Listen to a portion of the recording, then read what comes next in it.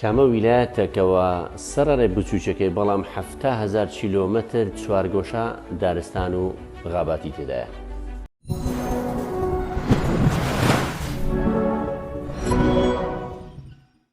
ویلایەتی مین کە دەکەوێتە بەشی هەرە سەرەوەی ڕۆژهەڵاتی ئەمریکا دراوسێتەنا لەگەڵ یەک ویلایەتتر ئەویش نیو هامشیر لەگەڵ وڵاتی کەنەدا بەشێکی دەکەوێتە سەر زەریای ئەتڵەسی. ژمارەی دانیشتوانەکەی نزیکە لە 1,400,000 کەس.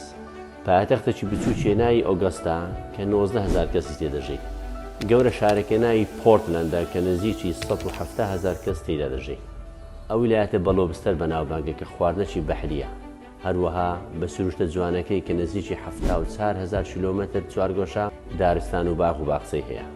لە ڕووی کەش و هەواوە زستانێکی زۆر ساردیە کە دەگاتە 15 ژێر پلەی سەفر. بەڵام هاوینەکەی تا 26 دەڕواتن. لە ڕووی سیاسیشەوە ویلایەتێکی سۆر پۆشاواتە کۆماریەکانە. تا ڤیدیۆشتر شادن.